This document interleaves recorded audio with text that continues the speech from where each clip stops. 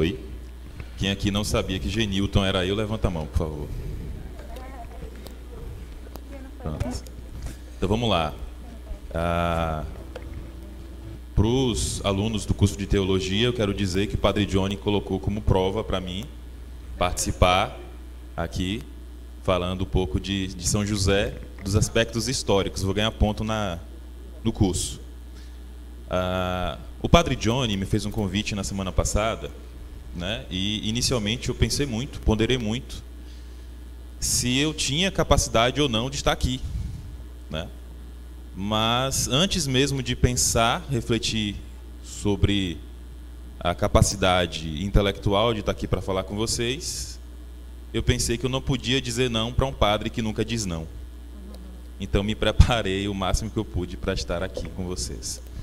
O Padre Johnny me chamou, me pediu para falar de aspectos históricos, de o que é que levou, qual era o contexto histórico que levou o Papa Pio IX a proclamar São José como patrono da Igreja Universal.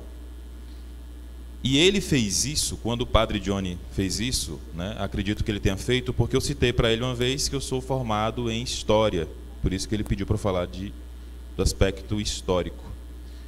Mas não teria eu a oportunidade de estar aqui se eu viesse para falar com vocês do ponto de vista de um historiador.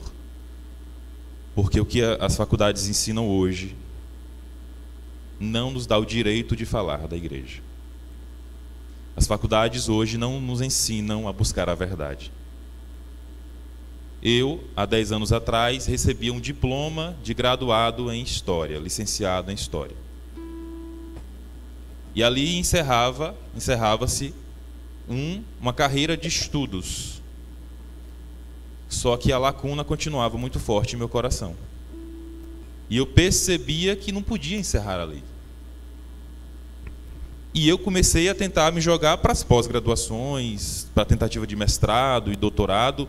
Só que a lacuna continuava forte no meu coração, porque eu percebia que se eu continuasse naquele ramo, eu nunca conheceria a verdade. Então, desde então, eu não me tornei mais um graduado em História, mas um estudante de História da Igreja. E aquela pessoa que, como estudante, busca a verdade. Aquilo que a faculdade não me ensinou, mas que a Igreja ensina, que a Igreja nos aponta, que nos leva para o conhecimento daquilo que é a verdade.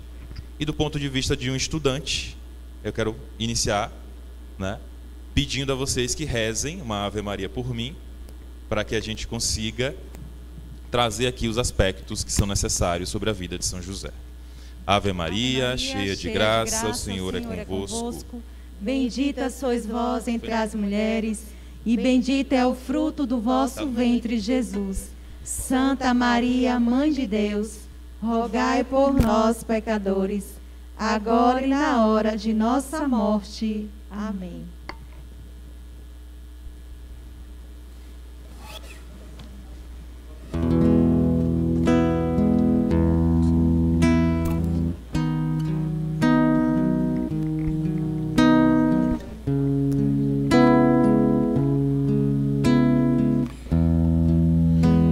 Tão simples, tão pequeno, um carpinteiro e nada mais.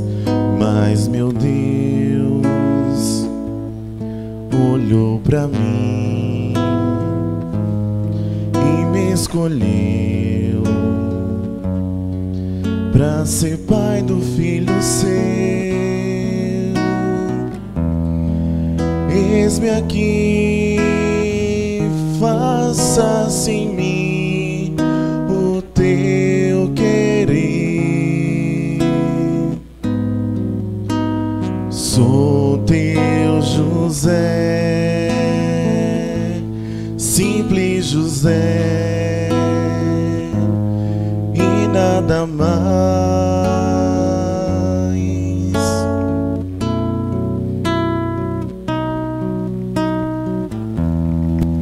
Eu tão simples, tão pequeno, carpinteiro e nada mais. Mas meu Deus olhou pra mim e me escolheu pra ser pai do filho seu. Eis-me aqui, faça-se em mim o teu querer. Sou teu José, simples José, e nada mais.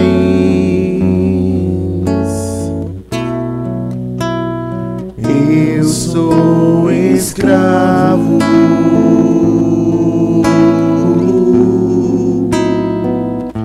de tuas promessas,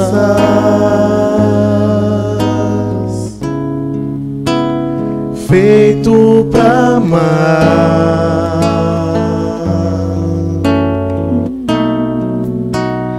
até o fim.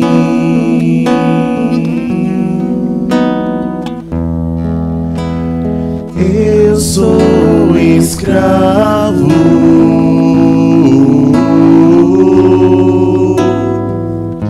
de tuas promessas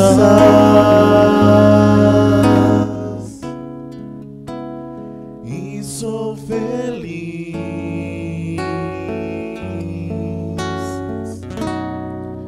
vivendo assim.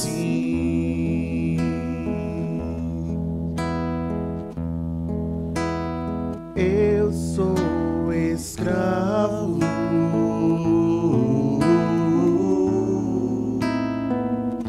de tua promessa,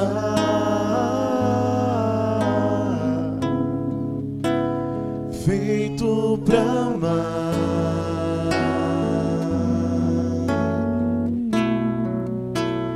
até o fim. Eu sou escravo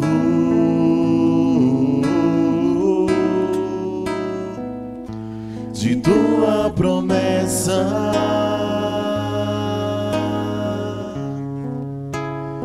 e sou feliz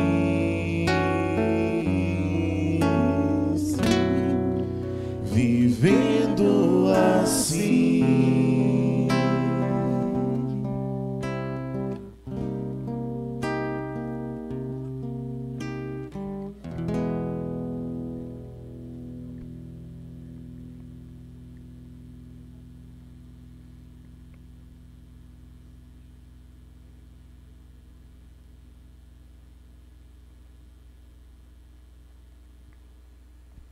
Enquanto o slide abriu. Pode passar, Andresa, por favor.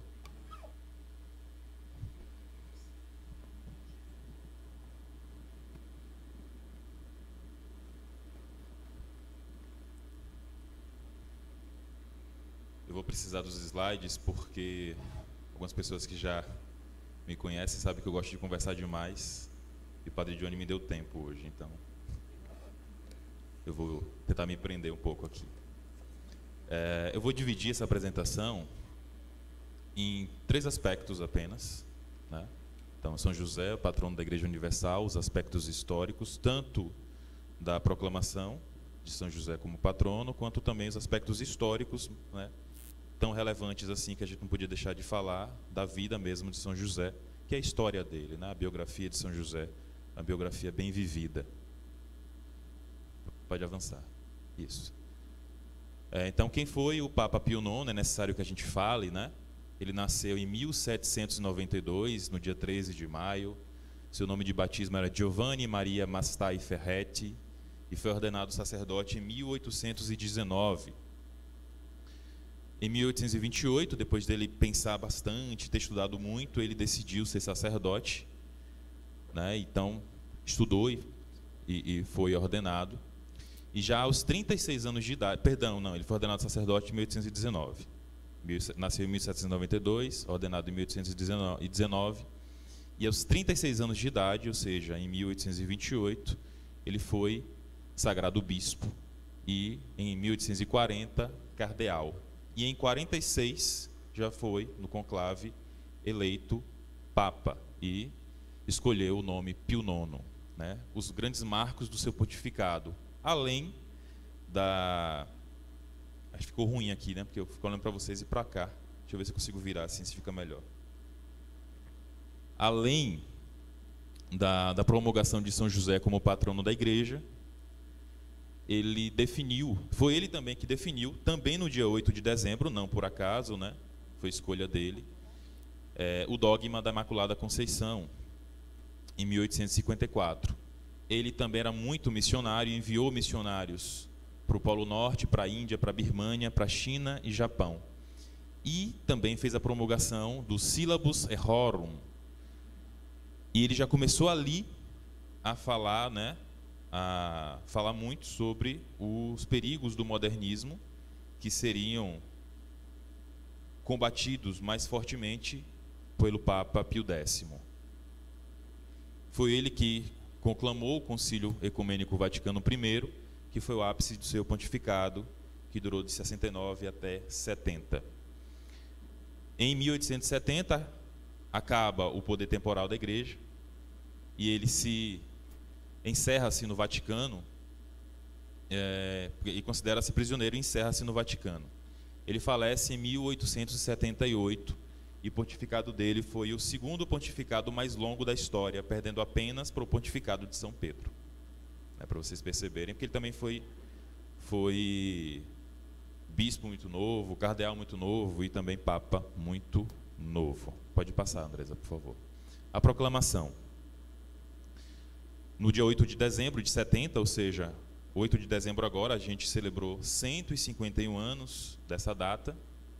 Ele disse o seguinte, ele sagrou São José como patrono da igreja e disse: entre São José e Deus não vemos e não devemos ver senão Maria, por sua divina maternidade. São José, depois de Maria, é o maior de todos os santos. Será que há quem duvidasse disso? Né? O que o Papa fala, o que ele fala ex cátedra, é aquilo que já é cultura, né? Já é costume. Então ele ratifica aquilo que as pessoas já viviam, né? Qual é o contexto histórico? Vamos lá então. Eu vou falar bem brevemente para vocês, né? Acho que muitos de vocês sabem das divisões das idades que a gente tem, né, historicamente, certo? Eu vou até depois ver com o padre se a gente pode fazer isso mesmo, né? Ou depois até chamar todos para serem alunos dos padres, né, no curso de teologia, na turma 2. A gente é da turma 1, né? Na turma 2, os dois padres ali estão me olhando como professores. Eu sei que eu estou sendo realmente avaliado aqui, mas enfim. Ou a gente fazer uma turma de estudos mesmo, sobre a história da igreja. Porque é necessário que a gente conheça a história da nossa igreja, né? Inúmeras falácias que acontecem sobre a nossa igreja, que falam sobre a nossa igreja. E que tem pessoas que se envergonham da igreja sem saber de fato o que foi que aconteceu, né? E não sabe nem muitas vezes defendê-la. Mas enfim, resumindo aqui, os grandes períodos da história mundial. Até o surgimento do Império Romano, a gente vivia como uma espécie de barbárie, né? Era um grande faroeste. O poder bélico era muito forte, quem tinha mais poder bélico ia lá, tomava o reino do outro e assim por diante. Até que acontece uma pequena pax, chamada Pax Romana, que para muita gente era a maior paz de todas, né? O Império Romano, né? A Roma tomou áreas de império e dominou toda aquela região. Só que no século V, tudo aquilo começa a ruir. No século V, ao início da desintegração do Império. E depois do Império Romano, o que é que fica? A igreja. Por providência de Deus, a igreja se expande. E ali a gente vive, de fato, as virtudes que são necessárias para a gente hoje. Por isso que muitas pessoas vão dizer: olha, a gente parece que está vivendo na Idade Média. E algumas pessoas dizem: crê em Deus Pai. E a gente tem que completar: Deus Todo-Poderoso. Tomara que a gente consiga viver as virtudes que a gente vivia na Idade Média. Porque as pessoas, sabe o que as pessoas queriam na Idade Média? Ir para o céu. Era isso que as pessoas queriam lá. Essa ideia de idade das trevas é uma invenção iluminista, em que colocam um nome ruim para algo, denigrem algo para dizer que ela é ruim, mas não foi assim. Os maiores aportes teológicos, filosóficos, eles vêm dessa época. Vamos lá, avançando. Tenho que voltar para os slides, que senão... então a Igreja Católica é quem está ali, né? Ela está mantendo a civilização, e aí acontece, em 1517, através de várias questões que não dá para a gente falar aqui agora, mas acontece a Reforma Protestante. Martinho Lutero prega lá as 95 teses dele, e depois começa uma certa briga entre católicos e protestantes, entre protestantes e católicos. Dificilmente algumas pessoas vão falar isso para vocês, mas a maior inquisição que existiu foi a Inquisição Protestante, em que católicos não eram julgados, eram apenas executados. O que aconteceu no Rio Grande do Norte foi um braço da Inquisição Protestante. Isso ninguém vai falar. Os cursos de história não vão apontar isso para a gente. Mas, enfim, em resumo, voltando, acontece então a guerra, chamada Guerra de 30 Anos, e a paz, para que a gente retomasse a paz, para que o mundo voltasse a ter paz, eles fazem um tratado, chamado Tratado de Westfália. Esse tratado traz realmente uma paz, mas uma paz que trouxe algo muito ruim para nós. Entendeu-se o seguinte, entendeu-se, olha, o mal do mundo é a religião. Se o mal do mundo é religião, o que é que a gente faz? Bora deixar a religião de forma privada. A religião não pode mais falar o que a gente tem que fazer. Então vamos privar. Você celebra seu culto, você celebra sua missa, e não venha dizer o que é certo e o que é errado. Avancemos. E a quinta e definitiva fase que a gente vive, nos períodos da história, é essa da agora, em que muitas pessoas conclamam por uma paz que viria através de um governo mundial. A igreja, né, os homens e mulheres que fazem a igreja, infelizmente deixaram de ser mater et magistra. A igreja deixou de ser mater et magistra, de ser mãe e professora e educadora. E quando a igreja sai de cena, o que volta é a barbárie. A primeira indicação de leitura é a Constituição Pastoral Gaudium et Spes, que é do Concílio Vaticano II, que fala sobre a igreja no mundo atual. A educação cristã. O que foi a educação cristã? Entendamos isso. A educação cristã, o cristianismo, né, a Igreja Católica, sempre teve a missão de educar.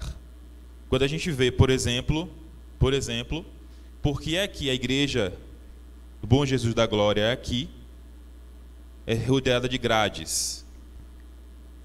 Porque pessoas vieram para cá para catequizar. Deram a sua vida para vir para cá para catequizar. Por quê? Porque eles sabiam que era necessário fazer isso para que as pessoas conhecessem a Deus e assim chegarem até o céu. Então, o cristianismo sempre avançou muito com isso. Então, a missão de educar os povos está intimamente ligada à natureza da igreja, como Jesus sempre a desejou, né? Foi ele que disse, ide por todo o mundo. Ele não disse, ide até o mundo conhecido, ide só até onde você conhece. Não, ide por todo o mundo e evangelizai. Por alguma razão misteriosa, no entanto, a igreja tem renunciado a essa vocação ano após ano. Quando foi que isso começou? Durante a história da igreja, a gente percebe muito disso. Mas algo muito forte aconteceu no século X, em que tinha uma disputa muito grande por poder. A corrupção entrou dentro, né, perdoe-me o pleonasmo, mas entrou dentro da igreja e corrompeu-a desde dentro já ali. Mas um homem, né, conseguiu retomar a ideia original da igreja e elevou a educação cristã àquilo que é o ideal dela. Então, o século X foi conhecido como o Séculum Obscurum. Só que no mosteiro de Cluny, os monges entendiam a educação como um caminho de oração e de contemplação da verdade. Esse estudo deveria ser sustentado por meio das virtudes. O magistério sempre ensinou ao homem a iluminar a inteligência com as luzes da razão e da fé. Então a gente não busca um conhecimento, a gente busca a verdade. Através da verdade a gente consegue alcançar o conhecimento. Isso foi dito por Jesus Cristo. Pilatos teve a oportunidade de ver a verdade. E como muitos estudantes, ele olha para Jesus e diz: o que é a verdade? Quando a gente vê um estudante hoje, né, do alto da sua soberba, dizer que a verdade não existe, nas entrelinhas está Pilatos olhando para Jesus e dizendo: o que é a verdade? Então, a educação cristã ela sempre é pautada nisso, no trabalho das virtudes e na busca pela verdade. E a busca da verdade, ela não se contradiz com a busca pela ciência. A fé e a razão, como o padre vinha falando, elas caminham de mãos dadas. E a igreja foi fomentadora da busca pela razão. Alguns estudiosos, olha qual foi o contraponto. Beleza, a igreja volta de novo, educa, só que alguns estudiosos, o que é que eles fazem? Olha, vamos retomar o direito romano e aplicá-lo em um novo contexto social. Esse direito pagão não prevê a existência do poder temporal da igreja. E aí tem algo que é muito interessante. Aí tem a invenção do diploma. A igreja é a igreja que inventa a universidade, é a igreja que ensina, é a igreja que constrói as universidades, só que as pessoas vão e falam: olha, espera aí, mas se a gente estudar por 5 anos, por 6 anos, por 10 anos, não seria bom a gente receber um diploma? Porque recebendo um diploma a gente não precisa mais estudar. Mas a igreja nunca ensinou isso. Podem ver, quem estuda sobre a igreja estuda a vida toda. O padre está estudando, continua estudando, os padres continuam estudando a vida toda. E quem começa a estudar percebe que você não para de estudar. Então o diploma encerra algo. E acontece, por exemplo, o que a gente vê no nosso mundo hoje. Profissionais que não são profissionais. Profissionais que não atendem bem, profissionais que não aprenderam e não buscaram a verdade. Outro grande problema, né? Os grandes santos têm uma grande virtude e eles não se importam em morrer. Então teve a peste negra, que matou mais de 50% da população mundial, e os grandes santos estavam onde? Atendendo as confissões. Ah, padre, saiam daí, não fiquem aí não, porque senão você vai morrer. Certo, eu vou morrer de qualquer jeito. É melhor morrer fazendo o que é o certo. E a maioria dos grandes santos, nesse período, morreram. Então você tinha uma falta de virtude dentro da igreja, porque os que ficaram foram os que tinham medo de morrer, os que não viviam a virtude. Então, até iniciar de novo uma nova onda de grandes santos, a igreja perece. Pode passar? Pode voltar um pouquinho? Pronto. Então, entendamos. Primeiro ponto, a igreja sempre prezou pela educação através das virtudes. Só que com o avanço do protestantismo, né, Martinho Lutero aparece naquela época ali. Não tínhamos grandes santos, estava ainda muito complicado para a igreja, né, os grandes santos tinham morrido todos, e aí estava iniciando ainda um caminho de alguns outros, e Martinho Lutero inicia com muita força, existe um poder financeiro por trás também, e aí então a igreja tem que se adaptar. E aí o que é que eu vou fazer? Né? Ela vai e diz o seguinte: os jesuítas adotam uma nova tecnologia de ensino, uma nova metodologia que foi muito legal. Arrastou muita gente. Só que deixou de lado um pouco o estudo das virtudes. O que foi que aconteceu? Eles adotaram essa metodologia de ensino baseada agora apenas nas virtudes civis, não apenas não mais morais. Inegavelmente, as escolas jesuíticas eram as melhores da época. Aqui no Brasil, a gente se beneficiou muito com esse sistema, enquanto a companhia esteve presente aqui no país. Só que qual é o grande problema disso? A gente aprende a ser bom cidadão. A gente aprende a querer ir para o céu? Esse é o grande ponto. Era a forma que eles conseguiam na época, né? Foi muito bom, a igreja conseguiu retomar os estudos. Só que aí foi um ponto. Aí, Tito, por que você colocou aí falando sobre os Estados Unidos? Não vai dar para a gente avançar muito sobre isso, mas a Constituição, por exemplo, dos Estados Unidos é baseada naquilo que Charles Montesquieu fala, né? A gente tem que viver a democracia, e a democracia é vivida através da busca pelos direitos civis, né, pelas virtudes civis. Pode avançar, Andresa? Chegamos no último ponto desse bloco, que é o entendimento do cientificismo, né? O Banco Mundial é o novo educador da sociedade. No mundo antigo, no ponto 2 aí, no mundo antigo, uma pessoa rica não era necessariamente uma pessoa poderosa. As pessoas pensam que ter dinheiro é ter alguma coisa. Não. Força realmente é aquela pessoa que tem o poder de matar. Por isso que, por exemplo, as pessoas pensam, não, olha, tal pessoa é muito rica, certo? Mas ela tem o poder de matar? Não. Então de nada adianta. Isso desde o mundo antigo era assim. O que foi que aconteceu? A força bélica que contava. Se uma pessoa fosse muito rica e quisesse se opor ao império, ela simplesmente era morta. Eu sou muito... Por exemplo, desculpem entrar nesse ponto aqui, mas o que acontece hoje na China, por exemplo. Volta e meia você vê grandes milionários na China que somem. Porque se oporam ao governo. Até hoje acontece isso. Ela simplesmente era morta. Isso apenas mudou após o advento da moral cristã, que defende a dignidade da vida humana. Mais uma vez, tira o cristianismo, sobra o quê? Barbárie. O holandês Guilherme de Orange ascende ao trono inglês, né? A burguesia tornou-se mais forte dentro do parlamento, devido às ideias republicanas do novo rei. Entendam, o holandês assume o trono da Inglaterra. Ele casou com uma mulher que era inglesa, mas no final das contas quem mandava era ele. Aos poucos a coroa inglesa ficou menor, como acontece hoje. A coroa inglesa existe, não existe? O reino inglês não existe? As mulheres até assistem ainda, né, ao casamento e tudo mais, não sei o quê. Só que não manda em nada. No final das contas, ele se restringiu a isso. Tratou-se da entronização do poder financeiro no mundo. A França logo entrou no mesmo esquema, ratificando a autoridade dos burgueses na Revolução Francesa. Anos mais tarde, já com a participação dos Estados Unidos, o desejo por novas riquezas provocou a Revolução Industrial, criando a necessidade de que as escolas formassem novos trabalhadores. E assim chegamos ao modelo educacional moderno. Olha o que aconteceu no Brasil.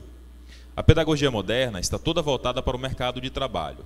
No Brasil, até meados do século passado, a gente estudava latim, estudava a filosofia clássica, história. Então, Anísio Teixeira, que nasceu aqui na Bahia, lá em Caetité, no ano de 1900, né, que é um dos precursores aí da nova escola no Brasil e tudo mais, é muito bem quisto por muita gente. Tal. Olha o que ele disse, aprendendo com John Dewey. O sistema educacional está voltado ao mercado de trabalho, né, e colocou isso em prática com a nova escola. Então, eu preparava antes para ir para o céu. Depois eu começo a preparar para quê? Para ser um bom cidadão. E agora eu preparo para quê? Para ter dinheiro. E isso aconteceu aqui. Isso acontece na maioria das famílias hoje. Infelizmente, a maior parte das famílias aceitaram a educação do Banco Mundial e o máximo que conseguem sonhar para os seus filhos é um bom trabalho. Acontece que essa educação nada fará para levar os jovens ao céu. As pessoas estão se desgastando exageradamente por uma coisa que não é nossa finalidade última, ao passo que a igreja e sua doutrina tornam-se irrelevantes. A sociedade perdeu o sentido da vida. Ou alguém vai dizer que o sentido da vida é dinheiro, é trabalho, são bens materiais. Hoje, com a idolatria materialista, os esforços dos pais estão focados apenas no bem-estar mundano. Afinal de contas, o que vale não é privar os seus filhos do sofrimento desse mundo? Não é isso que muita gente fala? Ah, não, né? Enfim, não dá nem para a gente entrar nesse ponto agora. Mas por que é que as famílias hoje limitam tanto os seus filhos, a quantidade de filhos? Nossa, eu não posso ter muito filho não, porque senão eles vão viver nesse mundo tão miserável. Então como é que eu vou conseguir criar esses filhos todos? É melhor que os filhos existam e talvez não tenham muito conforto, ou que eles nem existam, que eles não tenham a oportunidade de ir para o céu. E se fosse você? E se fosse eu? E se meu pai tivesse olhado para mim, que sou o quarto filho de 5 irmãos, olha, não dá mais não, já está apertado. Aqui em casa não cabe mais um não. Né? Então eu agradeço a ele, independente de qualquer coisa, porque ele não viu isso. E mesmo assim continuaram, e eu estou aqui hoje, graças a Deus. Então, dedicam-se quase que loucamente ao trabalho.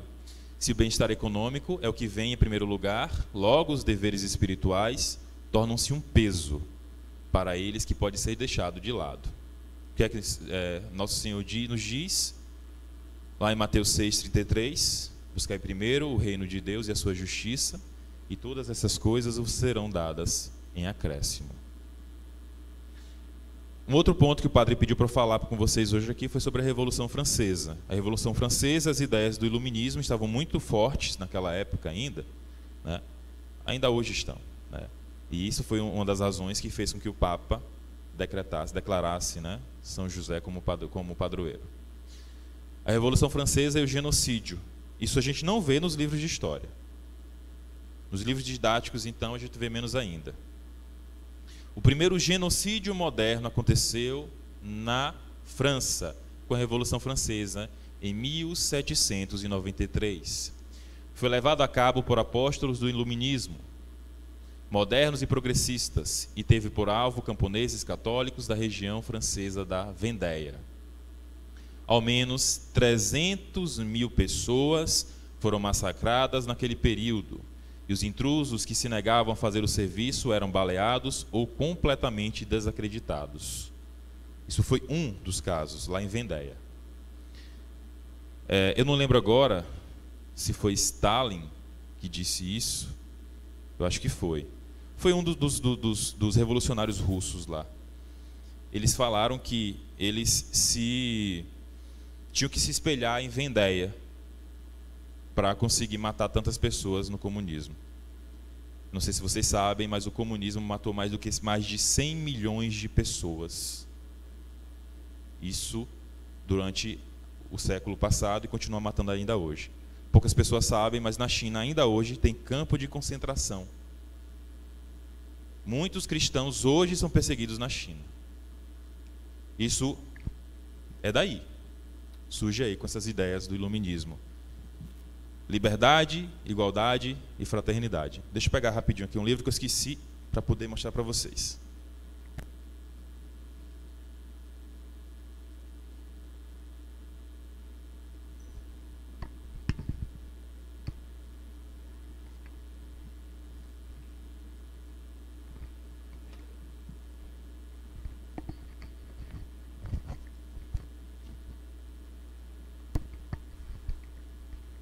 É outra indicação de leitura para vocês. Richard Weaver, As Ideias Têm Consequências. É um livro muito bom, que ele fala dos erros também do iluminismo. Não existe, não tem como, são contraditórios. É contraditório você falar em liberdade e igualdade. Nós não somos iguais. Como é que eu vou forçar uma mulher a ser igual a um homem? Não existe. Como é que eu vou forçar uma criança a ser igual a um adulto? Como é que eu posso forçar um cristão a ser igual a um muçulmano? Ou a gente vive a igualdade, ou a gente vive a liberdade. Dessas ideias, a única que de fato tem que ser vivida é a fraternidade. Agora me diz, onde é que está a fraternidade em matar 300.000 pessoas simplesmente por sua fé? Esses 300.000 pessoas que morreram eram cristãos, padres e freiras. Qualquer pessoa que se dizer cristão estava lá, morre. E eu ocultei aqui, para vocês não se assustarem, as formas que eles matavam as pessoas. Tinha um deles que tiravam as peles das pessoas vivas. Isso foi a Revolução Francesa. E que muitas pessoas acham muito linda a Revolução Francesa. E ainda hoje tem resquício de pessoas, né, querendo viver esses ideais. Então, vamos lá. O vácuo educacional criado pela destruição da Companhia de Jesus foi rapidamente e ironicamente preenchido pelos filósofos do iluminismo. Eu não sei se ficou confuso, mas a Companhia de Jesus foi muito benéfica para a educação, certo? Eles precisaram adaptar a educação cristã, voltada exclusivamente para a moral, por um período para uma educação que vivia os valores civis. Mas hoje é totalmente o contrário que a gente vive.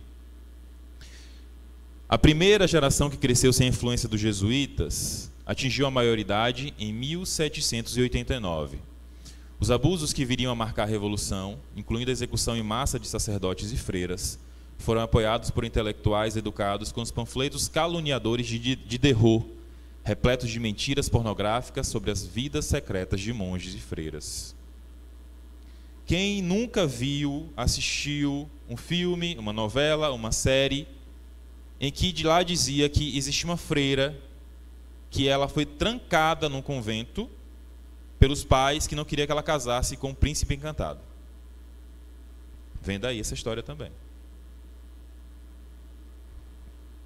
Em 1789, irrompeu a Revolução Francesa, que, embora seja apresentada distorcidamente como marco da vitória da razão sobre o absolutismo, na prática consistiu em uma grande carnificina realizada tanto por meio dos conflitos armados quanto pelas execuções. Pode passar, Andresa. A Revolução Industrial. O que foi a Revolução Industrial? A partir de 1700, os gráficos de economia apresentam um crescimento vertiginoso no poder aquisitivo dos povos, causado pela Revolução Industrial. Essas revoluções mudaram o estilo de vida das pessoas, levando-as a considerar o dinheiro a coisa mais valiosa do mundo. Vamos lá, vamos fazer uma leitura legal sobre isso. Tito, o avanço do poder econômico para as pessoas é algo bom? Sim, algo bom. Você colocar o poder econômico, o dinheiro, como centro da sua vida é algo bom? Não, é algo ruim. Entenderam? Você procurar ter uma vida estável, legal, é algo ruim? Não, é algo bom. Mas você colocar essa busca como centro da sua vida é algo que não pode ser na vida de um cristão. Como dizia Chesterton, o feminismo trouxe a confusa ideia de que as mulheres são livres quando servem a seus empregadores, mas são escravas quando servem a seus maridos. A Revolução Industrial provocou essa sensação nas pessoas ao substituir a família pelo dinheiro. Notem que na Idade Média as associações de trabalhos, as guildas, eram pensadas como família, assim como os países eram formados por um sentido de paternidade, de pátria. Aí está a palavra, né? Por que a gente chama um país de pátria? Porque tem esse peso de paternidade. Com a hipnose do dinheiro, no entanto, formou-se o conceito de empresa, onde as pessoas são substituíveis. Hoje, quer ver um casamento não dar certo, a pessoa casa achando que pode se divorciar. Ah, é uma empresa, então eu demito quem eu quiser. Então eu fico com ele aqui, tenho algo aqui, outro ali e assim por diante. Isso foi criado lá atrás, nessa ideia da Revolução Industrial. Rapidamente sobre o modernismo, o padre já falou, né, uma parte. São Pio X já vinha combatendo a heresia e, feito Papa, ele mesmo chamaria a heresia do modernismo como a síntese de todas as heresias. Um dos traços mais terríveis do modernismo é que a pregação ela é inútil, uma espécie de anti-intelectualismo. Ninguém ama o que não conhece. É como que a encarnação da ditadura do relativismo. Tem uma palavrinha, quem quiser estudar um pouco mais sobre isso, o nominalismo, chamado nominalismo. Quem quiser estudar sobre isso é bem interessante para vocês entenderem o que é a ditadura do relativismo e como é que o modernismo consegue entrar dentro, né, perdoe-me de novo pelo pleonasmo, mas dentro de tudo que a gente vê hoje, né, ao ponto de chegar um professor e dizer, olha, um professor chega para o aluno e diz, eu olho para mim e olho para um animal e não vejo diferença entre eu e um animal. Enfim. Vamos lá. Pode passar? Pronto. Os aspectos históricos era isso que eu tinha para falar, e agora eu vou entrar rapidamente, vou passar, não vai dar para falar tudo, logicamente. Então, por isso que eu falo com vocês que daria para a gente estudar em outro momento, né? Se o padre quiser, a gente pode fazer uma complementação de estudos depois. Tem um material muito rico sobre isso, né? E agora falar rapidamente sobre a história de São José, a vida de São José, certo? Eu vou até passar também para não entrar muito no que os padres vão falar ali. Mas vamos lá. Ite ad José. Quando o Pio X ele escreve para proclamar São José como o patrono, ele primeiro cita o José do Egito. Ele fala, olha, eu vou me referir ao José do Egito para depois chegar a São José. Por quê? Porque ele diz que José do Egito guarda o trigo do faraó, só que São José, guarda o trigo de Deus, que é nosso Senhor Jesus Cristo. Por isso, aí já no ponto 3 aqui, ó, por isso que São João Paulo II diz que São José é o Redentoris Custos, o protetor, o guardião do Redentor. Ora, se São José é guardião da cabeça, que é Cristo, ele também não é guardião do corpo? Né? Que incongruência seria essa? Então ele é guardião de Cristo e é guardião da gente, que somos membros do corpo de Cristo. São José foi uma figura discreta. O Evangelho dedica somente 26 versículos e cita seu nome apenas 14 vezes.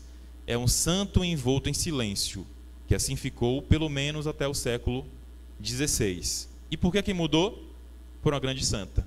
Lembra que eu falei lá atrás que na época de Lutero, os santos tinham meio que diminuídos e estavam voltando? Olha quem estava voltando. Santa Teresa de Ávila. E ela, né, começa essa devoção grande de São José, e a devoção aumenta vertiginosamente. Aí já no século XIX, muitos estudos a respeito de São José, eles crescem e vários santuários são dedicados a ele. No dia do milagre do sol, né, da aparição de Nossa Senhora de Fátima, São José também aparece. Poucas pessoas sabem disso. E ele está com Nosso Senhor no braço e vem abençoando o mundo. São José está lá com Nosso Senhor também no milagre do sol. E aí tem uma anedota bem rápida de uma senhorinha analfabeta, em que um grande teólogo, né, estava lá falando de São José, e aí ela olhou, né, ela foi e falou, olha, São José é o maior de todos os santos. Abaixo de Nossa Senhora, ele é o maior de todos os santos. Aí o teólogo, né, chega assim e fala, poxa, mas por que a senhora acha que é isso? Aí ele olha para a imagem de São José, segurando Jesus, e disse, gente, tu não está vendo? Ele está segurando Cristo. Como não seria o maior de todos os santos? Abaixo de Nossa Senhora, logicamente. Porque ele está com Cristo. São José, ele é profetizado e preparado por Deus. A primeira pergunta, José foi um quebra-galho? Muitas pessoas têm essa ideia, de que Deus pensou em tudo. Pensou em Nossa Senhora, pensou no anjo, pensou em Santa Isabel, em São João Batista, só que aí depois lembrou-lhe, ih, rapaz, tem José, e agora? O que é que eu faço com ele? Ah, vou mandar um anjo para o anjo falar com ele. Não, gente. Deus pensou em São José sempre. Durante toda a eternidade. Ele escolheu José.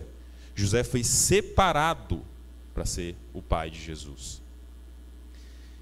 Ele já era justo antes, ou só foi justo depois que o anjo falou com ele? Ele é justo desde sempre. Né? E entende-se que José, já no ventre de sua mãe, já era justo. E para o Evangelho, né, a linguagem bíblica, justo significa santo. Mas Tito, tem certeza? Isso não é matéria de fé. Né? Acreditar nisso quer dizer que não acreditar nisso quer dizer que eu deixo de ser católico? Não. Mas entendamos, se São João Batista já foi santificado desde o ventre de Santa Isabel, como não será santificado também São José? Né? Então ele é justo desde sempre. É importante entender, pois, a grandeza de São José, a sua santidade desde o ventre da mãe, desde a sua mais tenra infância. Vamos entrar agora numa profecia, a profecia do filho de Davi. Lá no livro de Samuel, capítulo 7, diz assim, ó, Deus diz, né? Nada disso você não vai fazer uma casa para mim. A profecia diz, o Senhor te anuncia que ele, o Senhor, fará uma casa para ti. Ou seja, Davi quer fazer uma casa para Deus. Mas Deus diz, não, eu que vou fazer uma casa para você. Aí é um joguinho de palavras. Davi diz, eu vou fazer uma casa porque a Arca da Aliança está numa tenda. Ele diz, eu vou edificar uma casa para colocar a Arca da Aliança lá dentro. E Deus diz, não, serei eu que farei uma casa para você. A casa no sentido de descendência. Davi é o patriarca dessa descendência. Então é uma dinastia que acontece. Eu serei para ele pai, e ele será para mim filho. No 2 Samuel 7,14 diz assim. Claramente, as pessoas que interpretavam essa profecia desde o Antigo Testamento enxergavam muito mais do que uma referência a Salomão. Viam um outro descendente, que aparece claramente nos Salmos e em outras profecias, entre as quais a mais clara está em Isaías capítulo 11, onde se diz: um ramo sairá do tronco de Jessé. Vamos lá para baixo agora para o próximo ponto. Quem é o ramo? Cristo, o Messias, o Hamashia. No Novo Testamento, Jesus é chamado de filho de Davi 17 vezes. No Apocalipse 22, ele mesmo diz: eu sou o rebento e a raiz de Davi. Eu sou a raiz de Davi. O que é que o anjo diz para São José? Capítulo 1, versículo 20. É a definição da profecia. José, filho de Davi, não temas. Então, qual é a função de José ali, naquele momento? Ser a descendência de Davi. E Jesus vem da descendência de Davi, através da paternidade legal de São José. Então, São José fazia parte do projeto de Deus, desde todos os séculos. Ele foi profetizado e, como tal, preparado. Quando Deus dá missões especialíssimas e singulares a uma pessoa, ele dá a ela também graças especialíssimas e singulares. São José é evidentemente mais santo do que todos os outros santos juntos, mais santo até do que os anjos. Pode passar? Qual foi a graça então recebida por São José? São José em algum momento recebeu graça santificante. Quando? Será que foi só quando o anjo falou com ele? Não, já vimos que foi desde o início. E aí vem a grande pergunta de Nossa Senhora ao anjo. Ela diz assim para o anjo: olha, quando o anjo diz, né? Você conceberá e dará à luz. E ela pergunta, quase que uma objeção. Mas como é que vai acontecer isso? É mais ou menos, ela diz assim, ó, como vai acontecer isso se eu tenho um voto de castidade? Ora, ela era esposa de José. Não, Tito, ela era noiva. Veremos mais à frente que ela já era esposa de São José. Então, como é que vai acontecer isso? Eu tenho um voto de castidade. Ah, entendi. É porque São José era bem velhinho, um velhinho decrépito já. Então, né? Por isso que ela disse para o santo? Não. Não tem como São José ser um velhinho já, um velhinho decrépito. Porque como é que um velhinho decrépito vai a pé para o Egito? Como é que o velhinho decrépito ensina um filho, um menino, o serviço de carpintaria? Como é que um velhinho decrépito sobe o cruzeiro, né, padre? É. Enfim, São José é um velhinho decrépito? Não, não é. Tem uma imagem de São José, eu coloquei no slide que estava no pendrive, mas não deu, infelizmente, para abrir ali. Mas São José, ele né, tem a representação dele que provavelmente ele foi com Nossa Senhora visitar Santa Isabel, né? Enfim, isso é lógico, né? Como é que São José vai deixar a mulher ir sozinha lá, grávida, enfim. Ele talvez nem soubesse ainda que ela estava grávida, mas como é que ele vai deixar a mulher ir sozinha, visitar, subir as montanhas sozinha? E ele está assim, como um guarda, jovem, reto e com um cajado na mão. Como alguém que está defendendo. Ele é o defensor dela. E ora, se São José era jovem, mas a Virgem Maria está dizendo ao anjo que ela tem voto de castidade, é porque seu esposo também tinha o voto de castidade. Então ele não era viúvo. Tito, mas os evangelhos apócrifos dizem. Né? Por isso que não está. Por isso que não está no cânon, né? Não está na lista dos evangelhos escolhidos. Eles tinham um matrimônio espiritual com Deus. Como eu falei, São João Batista não foi santificado, né? Desde o ventre de Isabel. O que seria esse matrimônio espiritual? Santa Teresa de Ávila, ela fala para a gente sobre moradas, né? Moradas, castelo interior. O matrimônio espiritual acontece quando as pessoas já estão em sétima morada. São José e Nossa Senhora não dá nem para a gente definir, eles são indefiníveis. Mas só para a gente entender, né, eles já viviam em matrimônio espiritual com Deus. Aí tem uma expressão bem interessante que a gente sempre fala assim, né? São José é o pai adotivo de Jesus. Eu ouvi pela primeira vez essa expressão com o padre Paulo Ricardo, que foi de onde eu estudei para poder preparar essa apresentação. Uma das fontes que eu estudei. Ele diz assim, não, São José não foi o pai, não é o pai adotivo, ele é o pai adotado. Cristo adotou São José. Olha a grande graça de um homem ser pai de Jesus Cristo. Então ele é adotado por ele. É evidente que um homem com essas qualidades vai querer ser todo de Deus, como fazem os celibatários. Sim, eu vou conceder, Nossa Senhora diz, né? E dar à luz. Mas como vai acontecer isso se eu e José já nos entregamos totalmente a Deus? É isso que ela diz. Pode passar? Aí fala sobre os esponsais, pode passar também, que a gente estuda isso em outro momento. Só para vocês entenderem, os esponsais é essa parte que eu falei, né? Eles já estavam casados. Para a cultura judaica era diferente.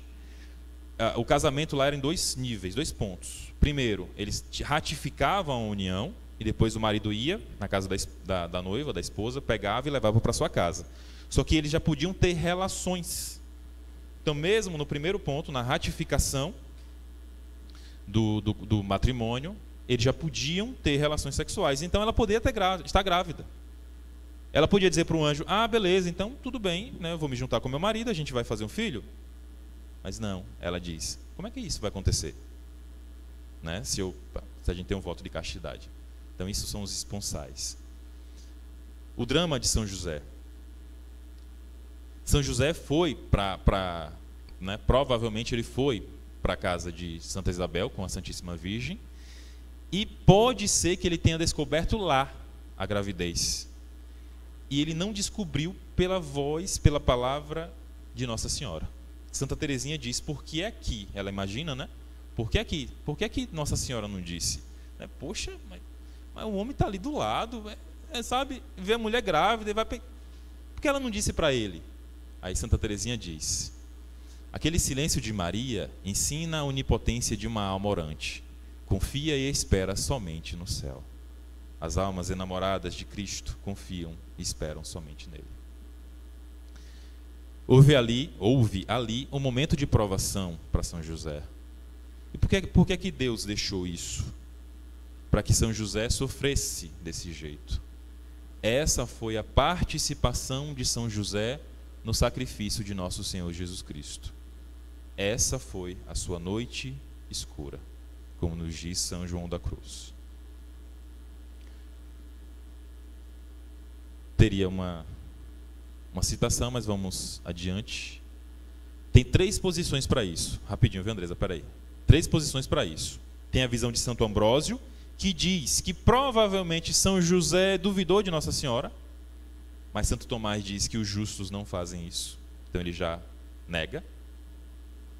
A segunda é de Orígenes, que diz que, olha, ele teve uma inspiração muito grande e viu o mesmo que Santa Isabel viu. Mas isso também não bate muito bem. E a que é mais aceita, a posição que é mais aceita, é a terceira posição, que é de São Jerônimo, que diz que São José ficou tão perplexo quando ele descobriu que Nossa Senhora estava grávida, que ele não julgou, como os santos fazem. Eu não tenho direito de julgar. Então ele resolve sair e levar sobre si a culpa, porque ele seria perseguido. Por exemplo, se José chegasse e falasse, olha, ela me traiu, o que é que ia acontecer? Ela seria morta, apedrejada. Mas se, pelo contrário, ele fugisse, saísse às escondidas, as pessoas iam dizer, olha, um homem engravidou a mulher e abandonou. A culpa ia cair sobre ele. Então ele aceitou o fardo, a culpa, não julgou, não decidiu, né, mas cogitou a possibilidade de sair, mas ele não decidiu ir embora, até que o anjo aparece e diz para ele, não vá, né, que está lá em Mateus. Então, por que que São Mateus deixa esse suspense no ar? Parece que é de propósito, para que a gente que ama São José sinta como ele sentiu, e fica aquele por dentro, mas por quê? Porque não era para a gente saber. Porque também não era para José saber naquele momento, porque era para ele ter aquela noite escura dele. E ele foi crescendo ainda mais em santidade. O que sabemos é que Deus, na sua providência, quer que todos nos configuremos ao seu Filho, crucificado e ressuscitado. Ora, o que é que o justo mais teme? Não fazer a vontade de Deus, é o que ele mais teme. Pode passar, por favor? O nascimento de Jesus, pode passar? A paternidade de São José ela é espiritual e ela é legal, né? Ele tem um coração de pai, como nos diz a carta do Papa, que os padres vão falar daqui a pouco. São José é o pai legal e não fictício. Ele recebe Nosso Senhor em seus braços e a gente imagina, né, que ele recebendo Jesus em seus braços, ele faz a sua primeira comunhão espiritual, a sua primeira comunhão. Pode passar, Andresa, por favor? É bem interessante essa parte da adoração dos pastores, porque São Jerônimo, ele diz que viu o bercinho. O bercinho de Jesus foi feito por São José, carpinteiro. Então, São Jerônimo nos diz isso. E esse bercinho, ele está lá na Santa Maria Maior, em Roma. Estava até precisando ser restaurado. Ele existe mesmo, o bercinho, e está lá. E quando os anjos dizem glória a Deus nas alturas e a paz que vem de Jesus, imagina quão não ficou transbordante o coração de São José e de Nossa Senhora. Foi São José também, provavelmente, quem fez a circuncisão de Nosso Senhor, e uma gota de sangue que fosse derramada, uma estila, como diz Santo Tomás, seria necessário para a nossa salvação. Mas Deus quis mais. Deus quis derramar todo o seu sangue. Simeão olha para o menino, né? Mais à frente. Simeão olha para o menino e diz: este é destinado a ser causa de queda e de reerguimento de muitos em Israel, e a ser sinal de contradição. Assim serão revelados os pensamentos de muitos corações. Quanto a ti, uma espada te transpassará a alma. Ele falou para Nossa Senhora, mas certamente São José ouviu e sentiu. E a espada também transpassou a alma dele naquele momento. Ali, 40 dias depois do nascimento de Jesus, há a união entre o Natal e a Páscoa. Não por acaso são 40 dias. Há aquela primeira união, em que eles se regozijam, como Simeão se regozijou, mas dói, mas fere saber que ele morrerá. Pode passar a adoração dos magos. Rapidamente na adoração dos magos, né? Eles vão lá, adoram, todo mundo sabe dessa história, entregam ouro, incenso e mirra. Provavelmente a adoração dos magos não aconteceu logo depois do nascimento, é no dia 6 de janeiro que a igreja celebra, mas provavelmente foi um ano depois que os magos foram lá, adoraram. E o ouro que ele deu para São José foi muito importante para quê? Para que eles pudessem fugir para o Egito. Quando o anjo aparece e diz: olha, pega o menino e foge. E ali também é demonstrada a grande devoção de São José. O que é uma alma devota? A alma devota é uma alma disposta. O anjo chega para José e diz: faça, e ele faz. Ele não questiona, ele nem pensa, ele faz. Então o ouro ajudou José naquele momento também, para poder ir para o Egito. Pode avançar. Esse, já está encerrando, esse é um grande ponto que a gente é da nossa meditação, né? Quando a gente medita os mistérios gozosos de Nosso Senhor, quando Nossa Senhora perde, juntamente com São José, perdem Jesus, imagina a dor daquele coração, em olhar e falar: o menino que Deus me confiou eu perdi. Não por acaso foram 3 dias que eles ficaram com aquela agonia, né? Muitos teólogos, muitos santos dizem que aquela dor de Nossa Senhora em perder Jesus, e naqueles 3 dias de procura, foi maior do que a dor do Calvário, porque no Calvário ela sabia o que ia acontecer, e ali ela não sabia. E São José, como não pôde participar do Calvário, faz aí a sua via crucis, em saber: era minha responsabilidade, eu sou o guardião do menino, como é que eu deixo ele sumir?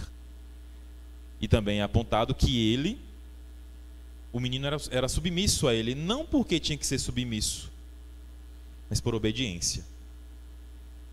São Luís Maria Grignon de Montfort, que muitas pessoas conhecem, fizeram a sua consagração pelo método dele, a sua consagração a Nossa Senhora, diz que em 30 anos de vida reservada de Nosso Senhor Jesus Cristo, ele deu mais graças a Deus, sendo obediente aos seus pais, do que em 3 anos de vida pública. Aí também, que conta uma historinha, a história, né, da morte de Herodes.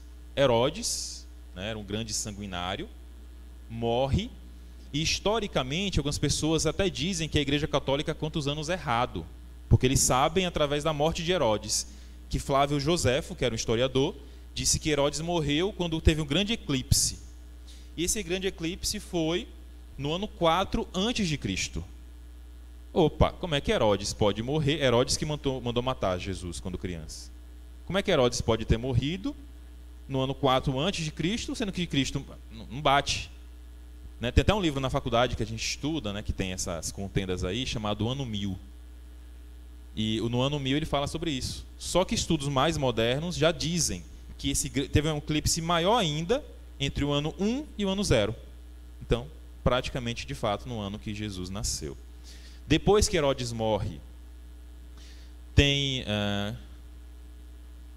os três rapidinho, aqui no último parágrafo aqui, os 3 herdeiros de Herodes foram, no penúltimo parágrafo ali, Arquelau, que era mais sanguinário do que o pai, só viveu 10 anos. Por isso que São José não quis ir para lá, que ele era muito sanguinário, só viveu 10 anos, mas fez miséria. O Filipe, que é da Cesareia de Filipe, que é lá que São Pedro faz a programação, a profissão de fé. E o Herodes Antipas, que é o Herodes da crucificação de Jesus, que é o Herodes que admirava São João Batista, né? Que, enfim, Jesus até fala que ele é uma raposa. É um animal covarde, mas não dá para confiar. Pode passar. Deixe-me ver essa parte aqui, já falei sobre isso aí. Pode passar. Pronto, aqui. Para onde a Sagrada Família foi depois do desterro, né? Quando eles voltaram do desterro. É por isso que a gente tem a devoção de Nossa Senhora do Desterro. Muitas pessoas nem sabem disso. Mas o desterro é porque eles foram desterrados da sua terra natal e foram até o Egito. E também é uma outra profecia, que depois ele sai do Egito e volta para lá. E por que é também que a gente fala que São José é o terror dos demônios? Porque a Sagrada Família, quando chega no Egito, né, a tradição nos conta que quando chegaram no Egito, vários falsos deuses se estilhaçavam ao passar a Sagrada Família. A Igreja Cópita, que é a Igreja do Egito, tem a devoção a esses lugares onde a Sagrada Família passou e esses deuses se despedaçaram. Então eles voltam para onde? Para Belém? Não. Para a Judéia? Não. Mas para Galiléia, para uma cidade chamada Nazaré. Pode passar. Já finalizando a morte de São José. A vida em Nazaré e a morte de São José. Santa Teresa de Ávila diz que, por causa da submissão de Jesus, São José é tão poderoso na intercessão. Né? Ou seja, Jesus foi tão submisso a São José que tudo que São José pede a ele, ainda hoje, ele concede. Né? E Santa Teresa de Ávila usava disso. Ela pedia tudo a São José e tudo conseguia. Ela diz, né, eu não me lembro de ter pedido algo a São José que não tenha alcançado. Não há dúvida de que era necessário uma grande humildade para São José exercer o seu cargo de chefe da Sagrada Família. Olha, lá estava o menino a quem José levava para a carpintaria, a fim de lhe ensinar seu próprio ofício, embora soubesse que aquela criança tinha criado o universo. Imagina para um homem, um santo, um grande santo, o maior de todos, mas que estava no seu colo com Deus. É algo que racha a nossa cabeça quando a gente começa a pensar sobre isso. Beleza, eu estou ensinando ele aqui a fazer um pedestal, uma cadeira. Mas ele criou o universo. Eu estou ensinando ele a fazer uma cadeira. Então imaginem a humildade de Deus. Chesterton não fala sobre isso. A humildade de Deus que quis aprender com a gente, que se permitiu aprender com a gente. Por isso que eles são os mais santos de todos os santos, por causa do convívio com a fonte da santidade, que é Jesus. A vida pública de Cristo é a manifestação de sua filiação divina. Por isso era necessário que São José desaparecesse. E de fato, a tradição nos diz que São José morreu antes de Jesus iniciar sua vida pública. São José provavelmente morreu daquilo que a Virgem depois morreria. De quê? De amor. Como é que se morre de amor? Tendo cumprido a sua missão. Morreu porque chegou o momento de morrer. Morreu porque cumpriu sua missão. Aqui vemos aquele momento extraordinário que fez de São José o padroeiro da boa morte. No momento de morrer, São José tem a cabeceira Jesus e Maria. Quem de nós não gostaria de ter uma morte assim? Quem de nós não gostaria de ter na cabeceira da cama Jesus e Maria como consolo na hora da morte? Como não deve ter sido aquele momento? São José, certamente como um homem humilde que era, sabendo que tinha concluído o seu curso neste mundo, olhou para Jesus e pediu perdão. Perdão por não ser o pai que ele merecia ter. Olhou para a Virgem Maria e pediu perdão por não ser o esposo que ele merecia ter. É a humildade dos santos. Porque por mais agraciado que fosse São José, por mais que ele nunca tivesse cometido nenhuma falta contra Jesus e Maria, é evidente, pela própria natureza das coisas, que Maria estava acima dele e Jesus infinitamente acima dele. Portanto, qualquer um diante da grandeza da Virgem Maria e da majestade de Deus se sente um nada. Mas além disso, ele deve também ter agradecido por tanto amor recebido, sem mérito nenhum de sua parte. Como São José foi agraciado, São José, o agraciado, o eleito de Deus para um convívio tão santo. Não há dúvida sobre a grande santidade de São José, exatamente por causa desse convívio. 30 anos de convívio com Jesus. Jesus é a fonte da santidade. O que não se operou nele de transformação interior, de crescimento na graça e de atos de perfeita e profunda fé, esperança e caridade naquele coração, no coração puríssimo de São José. Acho que não tem mais nada não, né? Pode passar mais um para ver? Para finalizar, a última indicação é esse box aqui, né? De Chesterton. São 4 livros, que é a Ortodoxia, o mais famoso dele, o Hereges, ou Hereges, o Homem Eterno e o que há de errado com o mundo. Quem lê isso aqui vai saber por que é que Pio IX promulgou São José como patrono da igreja. Porque é que a gente vive num mundo tão perverso, tão disperso daquilo que é a visão e a missão da igreja para todos nós.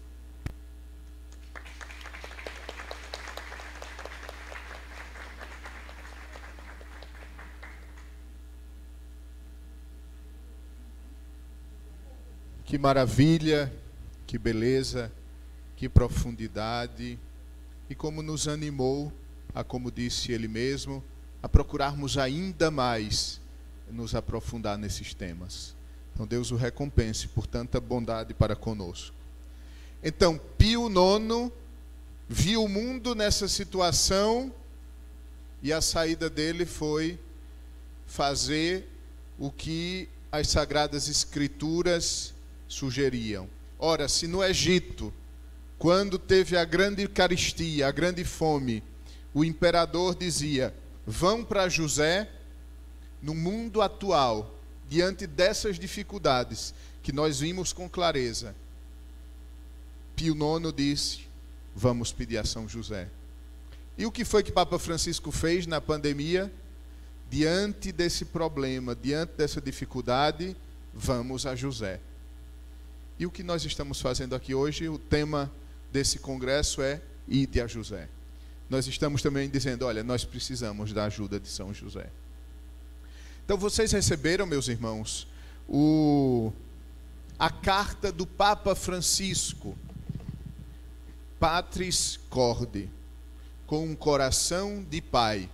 É a carta com a qual o Papa anuncia para a igreja o ano de São José e nos convida a ir para São José. Mas agora, antes de entrarmos no texto da carta, nós vamos estudar alguns pontos, alguns aspectos. Eu quero convidá-los a darmos uma pausa, estirarmos um pouco as pernas, deixar o sono fora da nosso congresso, quem sabe fazer um lanche, quem sabe tomar uma água, enfim, para retomarmos o nosso congresso. Então, podemos ir. Obrigado a quem nos acompanha pelas redes sociais, quem deixa o seu comentário, quem compartilha o vídeo, e assim se torna também missionário porque está evangelizando outras pessoas. Vamos dar esta pausa e voltaremos em seguida.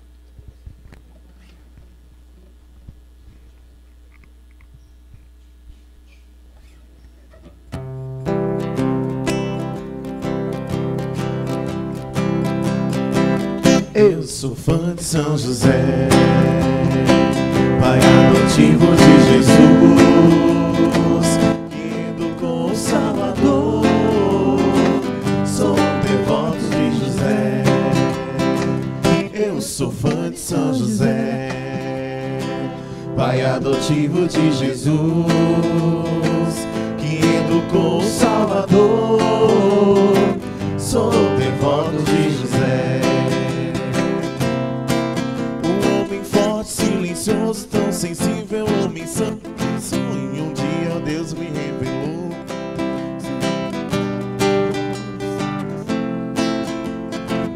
No nosso meio em vão. E a partir daquele dia recebeu sua Maria, a Virgem Mãe, Filho de Deus Pai.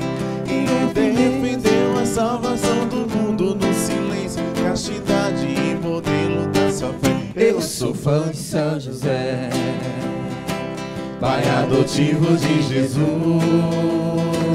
que educou o Salvador. Sou devoto de José. Eu sou fã de São José, pai adotivo de Jesus, que educou o Salvador.